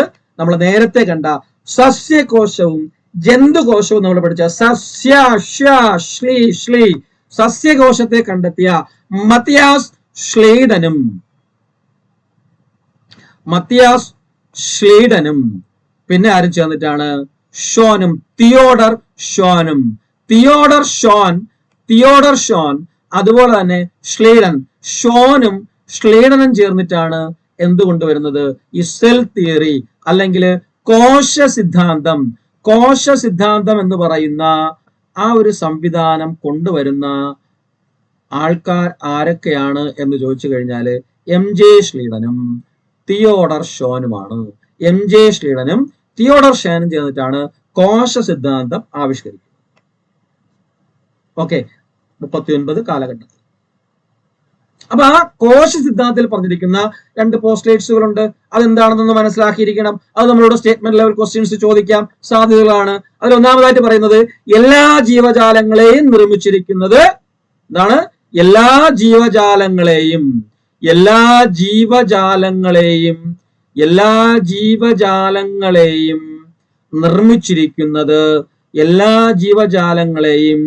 നിർമ്മിച്ചിരിക്കുന്നത് എന്താണ്? കോശങ്ങളും കോശ ഉൽപ്പന്നങ്ങളും കൊണ്ടാണ്. കോശങ്ങളും കോശ ഉൽപ്പന്നങ്ങളും കൊണ്ടാണ്. എല്ലാ ജീവജാലങ്ങളെയും നിർമ്മിച്ചിരിക്കുന്നത് കോശങ്ങളും കോശ ഉൽപ്പന്നങ്ങളും കൊണ്ടാണ്. രണ്ടാമത് കോശങ്ങളും കോശ ഉൽപ്പന്നങ്ങളും എന്ന് പറയുമ്പോൾ അതിലുള്ള മറ്റ് കോശങ്ങളും വസ്തുക്കളെല്ലാം വരും. ഓക്കെ, രണ്ടാമതായിട്ടുള്ള സ്റ്റേറ്റ്മെന്റ് എന്ന് പറയുന്നത്, രണ്ടാമതായിട്ടുള്ള പോസ്റ്റേഴ്സ് എന്ന് പറയുന്നത് എന്താണ്? ജീവികളുടെ structural and functional units of an organism is A cell. അതായത് ജീവികളുടെ ഘടനാപരവും ജീവധർമ്മപരവുമായിട്ടുള്ള അടിസ്ഥാന ഘടകമാണ് കോശം. ഇതാണ് നമ്മൾ കോശത്തിന് കൊടുക്കുന്ന ഒരു ഡെഫിനിഷൻ, ഒരു ബേസിക് ഡെഫിനിഷൻ എന്ന് പറയുന്നത്. ഇതാണ് ജീവികളുടെ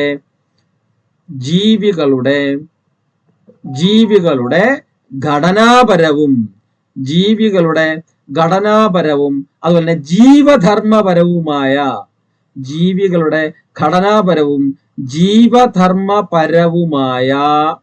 അടിസ്ഥാന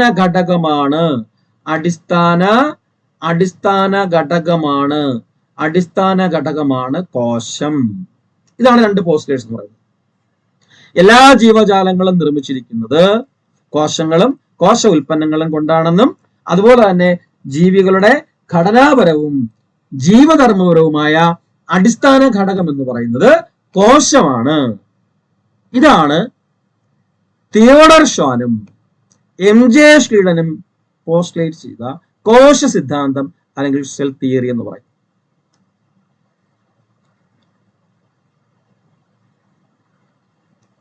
ഓക്കെ, അപ്പൊ ഇത് കഴിഞ്ഞു. ഈ കോശ സിദ്ധാന്തം കഴിഞ്ഞിട്ട് കുറച്ച് ആൾക്കാർ ഇതിനെ പഠിച്ചപ്പോഴത്തേക്ക് ഇതിന് ഒരുപാട് പോരായ്മകൾ ഉണ്ടെന്ന് മനസ്സിലാക്കാൻ കഴിയും. ധാരാളം പ്രശ്നങ്ങൾ ഈ കോശ സിദ്ധാന്തത്തിലുണ്ട്. അതായത് പണ്ട് കാലങ്ങളിൽ വന്ന എല്ലാത്തിനും നമ്മൾ എവല്യൂഷൻ പഠിക്കാൻ കംപ്ലീറ്റ് അതാണല്ലോ അല്ലേ. ഒരാൾ പറഞ്ഞ കാര്യം മറ്റാൾ നിരാകരിക്കുന്നു, അയാൾ അതിന് ബോൽബലമായ തെളിവുകൾ കൊണ്ടുവരുന്നു അല്ലേ. അങ്ങനെയാണ് നമ്മൾ ലാമാർക്കിസവും അതുപോലെ തന്നെ ഓഗസ്റ്റ് വെയ്സ്മാന്റെ ജെയിംബ്രാസും തിയറിയൊക്കെ പഠിക്കുന്നത്. ആ ഒരു പോസ്റ്റേഴ്സ് തന്നെയാണ്, അത് ഇതിലും വരുന്നുണ്ട് അല്ലേ.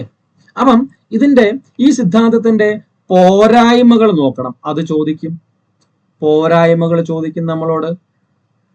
ഈ സിദ്ധാന്തത്തിന്റെ പോരായ്മകൾ എന്തൊക്കെയാണെന്നുള്ളത് നമ്മളോട് ചോദിക്കും. കോശ MJ ഷ്ലീഡനും തിയോഡർ ഷ്വാൻ കൊണ്ടുവന്ന കോശ സിദ്ധാന്തത്തിന്റെ പോരായ്മകൾ അതായിരിക്കും നമ്മളോട് സ്റ്റേറ്റ്മെന്റ് ആയിട്ട് തരുന്നത്. ഓക്കെ, എന്താണ് ആ പോരായ്മകൾ എന്നുള്ളത്? പോരായ്മകൾ ഇതൊക്കെയാണ്. ഒന്നാമത്തെ ഇതൊക്കെയാണ്. എന്താണ്? കോശങ്ങളിൽ നിന്ന് നമ്മൾ ഇത് പഠിക്കുമ്പോഴും പഠിക്കും. ഈ പോരായ്മകളും നേട്ടങ്ങളും കോട്ടങ്ങളും രണ്ട് രീതിയിലും പഠിക്കും. നമ്മളിപ്പം ടാക്സോണി പഠിക്കുമ്പോഴും അവിടെയും പഠിക്കും ഓരോരുത്തരുടെ കാര്യങ്ങളിൽ. ഓക്കെ, ഒന്നാമത്തെ പോരായ്മ എന്ന് പറയുന്നത്, അതായത് കോശങ്ങളിൽ നിന്ന് എങ്ങനെയാണ് പുതിയ കോശങ്ങൾ ഉണ്ടാകുന്നത്? കോശങ്ങളിൽ നിന്ന് എങ്ങനെയാണ് പുതിയ കോശങ്ങൾ ഉണ്ടാകുന്നത്? കോശങ്ങളിൽ നിന്ന് എങ്ങനെയാണ് പുതിയ കോശങ്ങൾ ഉണ്ടാകുന്നത്? പുതിയ കോശങ്ങൾ ഉണ്ടാകുന്നത്. കോശങ്ങളിൽ നിന്ന് എങ്ങനെയാണ് പുതിയ കോശങ്ങൾ ഉണ്ടാകുന്നത് എന്ന് വിശദീകരിക്കുവാൻ ഈ ഒരു കോശ സിദ്ധാന്തത്തിന് കഴിഞ്ഞിട്ടില്ല. ഓക്കെ, ഇതാണ് ഇതിന്റെ ഏറ്റവും പ്രധാനമായിട്ടൊരു പോരായ്മ എന്ന് പറയുന്നത്. കോശങ്ങളിൽ നിന്ന്, അതായത് ഒരു കോശത്തിൽ നിന്ന് പുതിയൊരു കോശം എങ്ങനെ ഉണ്ടാവുന്നു? ഒരു RBCയിൽ നിന്നും വേറൊരു RBC എങ്ങനെ ഉണ്ടാവും? ഒരു WBCയിൽ നിന്നും വേറൊരു WBC എങ്ങനെ ഉണ്ടാവുന്നു? ഒരു മാസ്റ്റർ സെല്ലിൽ നിന്നും പുതിയൊരു മാസ്റ്റർ സെൽസ് എങ്ങനെ ഉണ്ടാവുന്നു? ഒരു കൂഫർ സെൽസിൽ നിന്നും മറ്റൊരു കൂഫർ സെൽസ് എങ്ങനെ ഉണ്ടാവുന്നു? അങ്ങനെ ഒരു സെല്ലിൽ നിന്നും മറ്റൊരു സെൽ, ഒരു കോശത്തിൽ നിന്നും പുതിയൊരു കോശം എങ്ങനെയാണ് ഉണ്ടാകുന്നതെന്ന് വിശദീകരിക്കുവാൻ നമ്മുടെ സെൽ തിയറിക്ക്, കോശ സിദ്ധാന്തത്തിന് സാധിച്ചില്ല. ഇതിന്റെ വിശദീകരണം പിന്നീട് വരുന്നത് 1855 അതായത് ഈ പോരായ്മകൾക്ക് വിശദീകരണം വരുന്നത്, അതായത് ഈ പോരായ്മകളുടെ വിശദീകരണം എന്ന് പറയുന്നത്, ഇതിന്റെ വിശദീകരണം വരുന്നത് 1855 1855 ഇതിന്റെ വിശദീകരണം സയൻസിൽ വരുന്നത്. അതായത് 1855 പുതിയൊരു സിദ്ധാന്തം വരുന്നു. അതിനു മുമ്പേ, ആ പുതിയ സിദ്ധാന്തം വരുന്നതിന് മുമ്പ് വേറൊരു കാര്യം ഇവിടെ പഠിച്ചിരിക്കാനുള്ളത്, കാരണം ഈ MJ ഷ്ലീഡനും തിയോഡർ ഷ്വാനും പറഞ്ഞു എല്ലാ ജീവികളുടെയും ഘടനാപരവും ജീവധർമ്മപരവുമായ അടിസ്ഥാന ഘടകം കോശമാണ്. Structural and functional units of an organism എന്ന് പറയുന്നത് സെൽ എന്ന് പറഞ്ഞു. ഓക്കെ, പക്ഷെ അത് ആദ്യമായിട്ട് ഇതിന്റെ ഒരു ഡീറ്റെയിലിംഗ് ആയിട്ടുള്ള രീതിയിൽ, അതിനെ ആരും ചെറുക്കാത്ത രീതിയിൽ അതിനെ പ്രപ്പോസ് ചെയ്യുന്നത്, ജീവന്റെ സെൽ എന്ന് പറയുന്നത്, കോശം എന്ന് പറയുന്നത് ജീവന്റെ അടിസ്ഥാന ഘടകം എന്ന് ഒന്നും കൂടി പ്രപ്പോസ് ചെയ്ത് പറയുന്നത് 1845 ചെറുതായിട്ടൊന്ന് ഓർത്ത് വെച്ചിരിക്കുക. ജസ്റ്റ് ഒന്ന് പെട്ടെന്ന് പറഞ്ഞപ്പോൾ ഓർമ്മ വന്നപ്പോൾ പറയുന്നേ ഉള്ളൂ. 1845 വേറൊരു സയന്റിസ്റ്റ് അത് പറയുന്നുണ്ട്. ഓക്കെ, അതായത് ജീവന്റെ അടിസ്ഥാന ഘടകം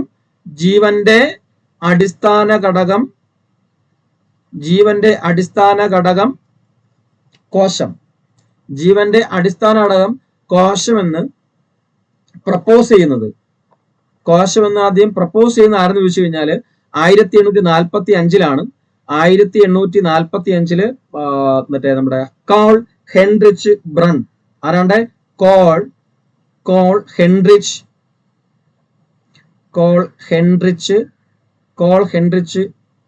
ബ്രൺ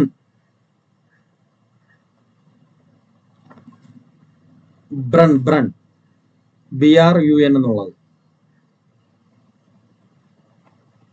കേട്ടോ. Karl Heinrich Brun. ഈ ഒരു പേര് മറന്നു പോകരുത്. ചിലപ്പോൾ അങ്ങനെ എടുത്തു ചോദിക്കാം. പ്രപ്പോസ് ചെയ്തത് ആര്? ഓക്കെ, അതിനെ സാധൂകരിച്ച് പറഞ്ഞിരിക്കുന്നത് ഷോൺ ആൻഡ് ഷ്ലീഡൻ ആണ്. എന്നാൽ 845 ഒരു പ്രപ്പോസൽ വരുന്നത് ഹെൻറിച്ച് ബ്രണിന്റെ നേതൃത്വത്തിൽ അങ്ങനെ ഒരു പ്രപ്പോസൽ വരുന്നുണ്ട്. ആ ഒരു കാര്യം അവിടെ ഒന്ന് ജസ്റ്റ് ഒന്ന് ഓർത്ത് വെച്ചിരിക്കുക.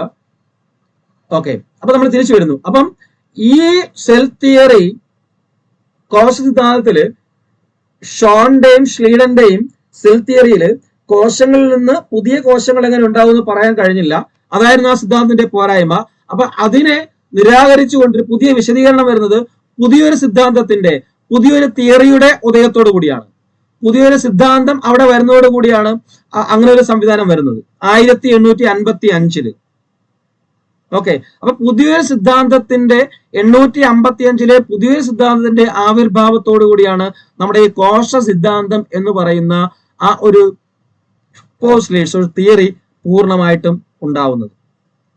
ആ തിയറി കൊണ്ടുവരുന്ന ആളാണ്, അദ്ദേഹത്തിന്റെ പേരാണ് ആര്? 1855 അങ്ങനെ ഒരു തിയറി കൊണ്ടുവന്ന ആരാണ്? Rudolf Virchow. എന്താണ്ട്? Rudolf Virchow. നിങ്ങൾ ചിലപ്പം ഈ ഒരു ചോദ്യമായിട്ട് മുൻ ക്ലാസ്സുകളിലോ അല്ലെങ്കിൽ എവിടെയെങ്കിലും പഠിക്കുമ്പോഴോ ഒക്കെ നിങ്ങൾ പഠിച്ചിട്ടുണ്ടാകത്തുള്ളൂ. ഓക്കെ, അതായത് എന്താണ് കോശ സിദ്ധാന്തം അല്ലെങ്കിൽ എന്താണ് പുതിയ രീതിയിൽ ഉരുത്തിരിഞ്ഞു വന്നത് ആരുടെ നേതൃത്വത്തിലാണ്, അല്ലെങ്കിൽ ആരാണ് കൊണ്ടുവന്നത് എന്നുള്ള ലെവലിലേക്കുള്ള ക്വസ്റ്റ്യൻസ് ആയിരിക്കും. അല്ലെങ്കിൽ കോശ സിദ്ധാന്തം പുനരാവിഷ്കരിച്ചത് ആര് എന്നൊക്കെ ഉള്ള ചോദ്യം വരും. പക്ഷെ അങ്ങനെ ചോദ്യം വരുമ്പോഴത്തേക്ക് പുനരാവിഷ്കരിച്ചത്, കോശ സിദ്ധാന്തം പുനരാവിഷ്കരിച്ചത് റുഡോൾഫ് വിർഷോയാണ്. ശരിയാണ്, അതാണ് നമ്മൾ പറയാൻ പോകുന്നത്. പക്ഷെ ആ കോശ സിദ്ധാന്തം പുനരാവിഷ്കരിക്കുന്നത് റുഡോൾഫ് വിർഷോയാണ്. ചോദ്യം ശരി.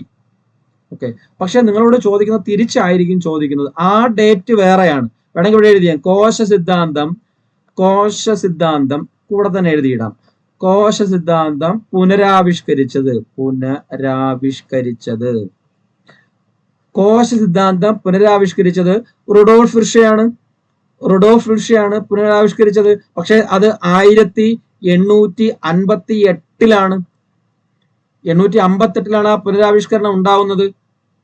858 ആ പുനരാവിഷ്കരണം വരുന്നത്. 1858 ആ പുനരാവിഷ്കരണം വരുന്നത് റുഡോൾഫ് വിർഷോ. ഓക്കെ, പക്ഷെ അങ്ങനെ ആ പുനരാവിഷ്കരിക്കാനുള്ള ആ തിയറി, റുഡോൾഫ് വിർഷോയുടെ പുതിയ തിയറി വരുന്നത് 1855 അതാണ് ഇവിടുത്തെ ചോദ്യം. അതിനദ്ദേഹം വിശദീകരണം നൽകിയത് കോശ സിദ്ധാന്തത്തിന്റെ പോരായ്മയെ കുറിച്ചുള്ള വിശദീകരണം, അതായത് കോശങ്ങളിൽ നിന്ന് എങ്ങനെയാണ് പുതിയ കോശങ്ങൾ ഉണ്ടാകുന്നത് എന്നുള്ള വിശദീകരണം അദ്ദേഹം പറയുന്നത് 1855 റുഡോൾഫ് വിർഷോയുടെ മറ്റൊരു തിയറിയിലൂടെയാണ്. ആ തിയറി 1855 അദ്ദേഹം കൊണ്ടുവന്ന ആ തിയറിയുടെ പേരാണ് തിയറി ഓഫ് സെൽ ലീനിയേജ് എന്ന് പറയുന്നത്. തിയറി ഓഫ് സെൽ ലീനിയേജ് എന്ന് പറയും. തിയറി ഓഫ് സെൽ ലീനിയേജ് എന്ന് പറയും. അതായത് പരീക്ഷയ്ക്ക് നമ്മൾ ചോദിക്കും കോശ വംശ പരമ്പര സിദ്ധാന്തം. ഇവിടെ 2-3 ചോദ്യങ്ങൾക്ക് പോസിബിലിറ്റീസ് ഉണ്ട്. കോശവംശ പരമ്പര സിദ്ധാന്തം ആരുടെ? Rudolf Virchow.